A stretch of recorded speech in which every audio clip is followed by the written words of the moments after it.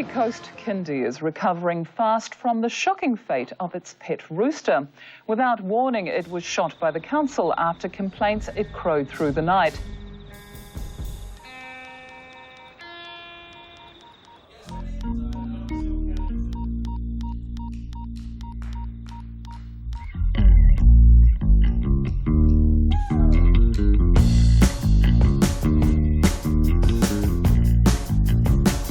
Rock-a-doodle-doo, rock-a-doodle-doo, rock-a-doodle-doo, rock-a-doodle-doo.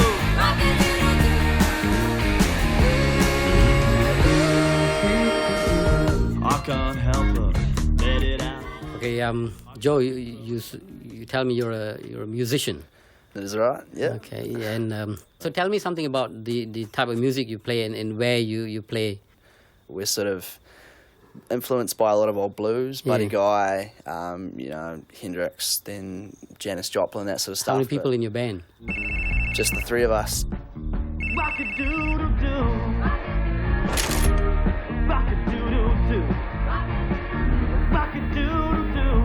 Well, we've always had animals and quite well known at our kindergarten for the animals, and at the moment I've got my 2 chickens there every day, and that's how they're learning about empathy. Let it out. I've got to crow, I've got to shout. Good morning, Animal Control. So the rooster and the hen sort of adopted the kindergarten and came in and cleaned up the children's crusts and their morning tea and ate their food. And they were there every day and the children befriended them. Rock-a-doodle-doo, said rock-a-doodle-doo. But then I did hear from the neighbours that the rooster was being a bit of a pain because he used to wake them up very early in the morning. I wouldn't know what I'd be doing if I didn't have my music to, you know, if I wasn't doing that. You know, I spent 40 hours in a few days one time, just sat down all the Friday afternoon, Friday night till 2 in the morning, you know, just like, you know, all of Saturday, all of Sunday. The morning times is a real good time for the sound to come out, isn't it? Yeah, oh, definitely, because I mean, there's no distractions. Yeah, I mean, so early mornings is like the time that you make your sound. Yeah, you definitely. Know, or other people who might see that as noise. It was awful, actually. If you're trying to sleep and you've got children getting woken up all night long, yeah, it was very hard, actually. The main issue there is that we received a number of calls about a chicken a rooster in the area crowing at all hours of the night and in the morning. So myself mainly, because it was becoming a nuisance, anyway, we'd try and catch it with a cage, and that didn't work. So the only way around it was to shoot it.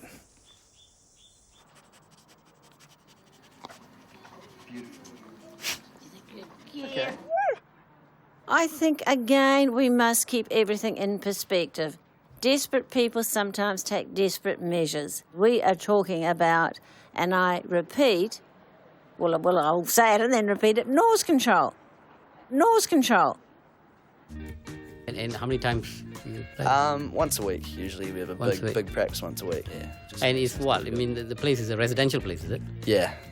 Okay, so how do you think about the neighbours? The neighbours all right with it? Ooh. So what do you do before they know exactly what time you practice? Yeah. And usually. and they're okay with this? I mean.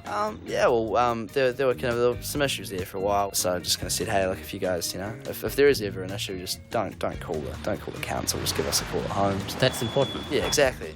I just didn't think anybody would have an issue. I didn't think we were that loud, but turns out we were. So. Yeah, because perceptions are different. Yeah, I mean, exactly. You do what comes naturally to you, and you think other people would appreciate that. Oh, I mean, I think it just comes down to the fact that it's a sound that I enjoy, and you know, might not be something that somebody else would necessarily enjoy. So I sent out a text to one of our neighbours last night saying, hey, you know, just let us know when, you know, if it's too loud.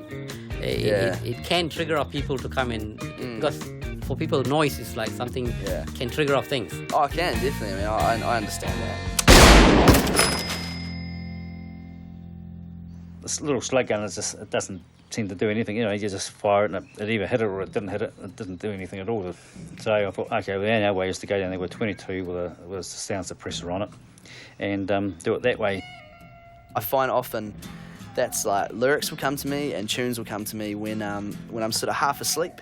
I mean, I think that's like it does come down to that same sort of thing. Birds naturally sing. Chorus. People naturally sing. I mean, that's what we do. Without again, it doesn't depend. It doesn't matter how good we are. Some birds sound terrible, some sound great, but same with people. But we all have it in us, and that's Until somebody decides, I don't like that. Shut up. Bonk him on the head. Yeah, exactly. I'll call the council.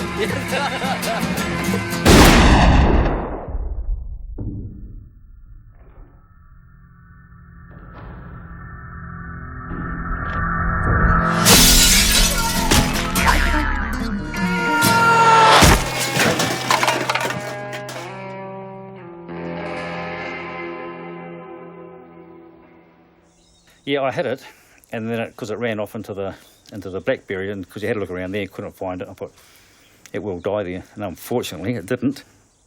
The council, Tuesday morning, the council sent round the hitman who shot the rooster. And of course, here's where it gets very nasty, very unfortunate, very messy. He didn't kill him straight away. Of course, the trouble is the rooster had been adopted by the kindergarten, and the kids come to the kindy in the morning and they watch poor old Mr. Rooster die a slow and painful death. Not good. Not good, see. And unfortunately for Mr. Wolf, and I do sympathise with Mr. Wolf, that the rooster made its way for the classroom, and the children, of course, sensing that it had been injured, we ended up with a situation that was exacerbated due to the fatality of the rooster and the funeral that took place after the rooster died. But he was just lying on the bark chips and he just couldn't walk, didn't make the sound that could wake up people, and that's why he didn't move.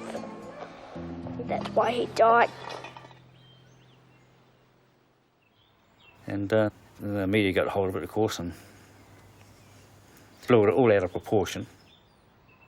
We tried to not avoid but not blow out that the rooster was shot. So we didn't want children to think that there were people walking around with guns and could shoot you. It was quite an exhausting day because, you had this trauma of the rooster being shot in the way he did. Then you had the media all arriving on your doorstep and you think, hang on, I'm just running a kindergarten here. I think they didn't really announce that they were coming. They just suddenly arrived. Yes, I mean, they walk in with cameras and you're trying to tell the story and you think, it was just a small community thing that happened, and how did it get to national news? International, apparently. Yes, it was in the papers in London, I heard. Amazing. The rooster does what he does. All he was doing what he does. Crow in the morning, got to be shot, see. And human beings great, eh?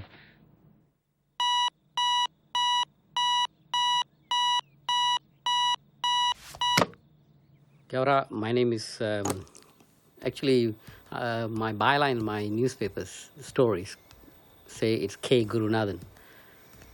My name is actually Gurunathan, son of Krishnasamy, but it's too long. I am a Malaysian Indian, meaning I'm of Indian origin, but a citizen of Malaysia. Okay, then, here I am. I mean, I've done some big stories back in Malaysia, and suddenly you have this situation where, hey, there's some complaint about a feral rooster, noise complaints. People don't tolerate noise in a rural area, in a residential area. Welcome to New Zealand. In Kuala Lumpur, nobody gets a stuff. The chicken dies, put it in the pot and curry the bugger. But here, this is New Zealand. Why shouldn't a rooster crow in the morning? 5 o'clock in the morning or even 3 o'clock in the morning. Why shouldn't it crow? Rock-a-doodle-doo.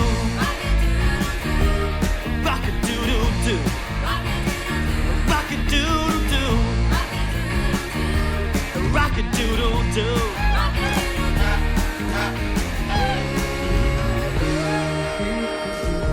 I can't help but let it out. I got to crow, I got to shout. You can put it on my grave, but not on my face. To live in silence is to live in disgrace. I'm taken from suburbia, I'm taken from my home. I'm taken to a land where the giants roam. They tell me that my time is through. Well, I got one thing to say to you. Rock-a-doodle-doo. Rock-a-doodle-doo.